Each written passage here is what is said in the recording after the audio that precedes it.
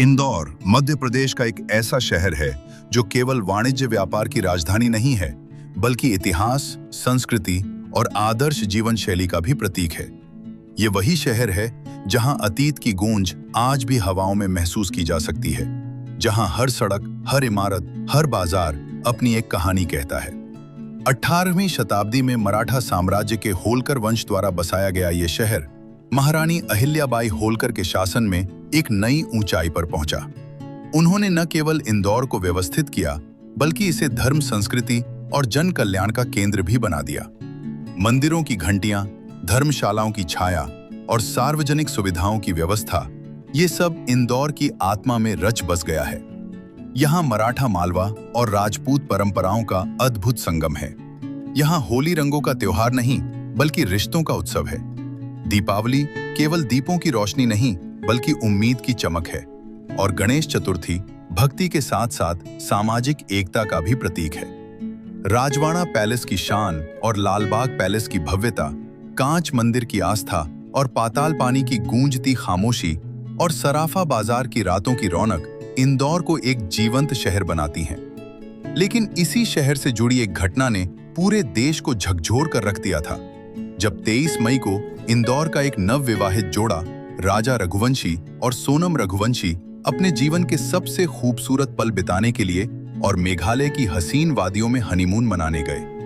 नीले आसमान, हरी पहाड़ियां और बादलों में लिपटी सड़कें, सब कुछ किसी सपने जैसा लग रहा था।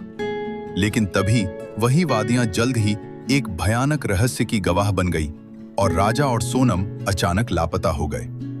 दिन बीतते गए पर कोई सुराग नहीं मिला और फिर 11 दिन बाद 2 जून को ईस्ट खासी हिल्स में राजा रघुवंशी की लाश मिली और यहीं से ये मामला सिर्फ एक अपराध नहीं, बल्कि देश का सबसे पेचीदा और चर्चित केस बन गया। मीडिया में शोर मच गया और जनता में भय और आक्रोश फैल गया और पूरे देश की सरकारों की निगाहें मेघालय पर आकर टिक गईं। कहीं सीमा पार साजिश की आशंका, तो कहीं मानव तस्करी के संदेह, तो कहीं लूटपाट और हिंसा की कहानियां। हर ओर सवाल ही सवाल थे। लेकिन हमें यह भी स्वीकार करना चाहिए कि मेघालय सरकार और पुलिस ने इस पूरे मामले में अद्भुत धैर्य और जिम्मेदारी दिखाई और इंदौर पुलिस और उत्तर प्रदेश पुलिस के सहयोग से जांच को गंभीरता से आगे बढ़ाया गया।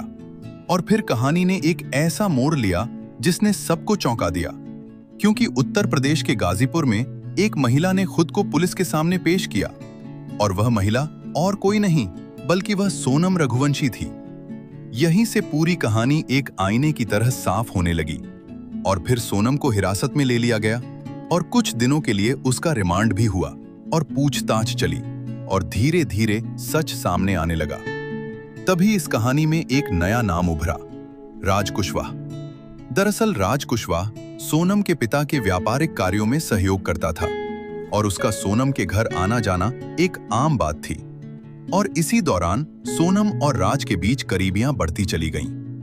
2 दिल अनजाने में एक दूसरे के और करीब आते गए और फिर ये करीबी जिस्मानी संबंधों में कब बदल गई, उन दोनों को खुद भी मालूम नहीं था। और राज और सोनम 2 जान एक जिस्म हो गए थे। लेकिन समाज, परिवार और परिस्थितियां उनके बीच दीवार बनकर खड़ी हो गई थीं।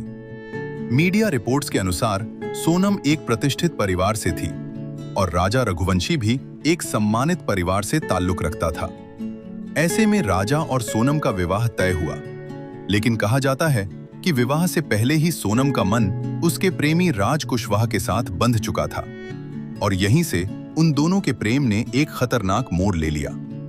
विज्ञान कहता है, जब कोई व्यक्ति हमारे व्यवहार को समझने लगे और हमारी भावनाओं को महसूस करने लगे, तो हम उसे अपना मानने लगते हैं। शायद यही सोनम के साथ हुआ, क्योंकि राजा रघुवंशी उसके लिए एक अजनबी था, जबकि राज कुशवाहा उसके लिए एक हमसफर बन चुका था।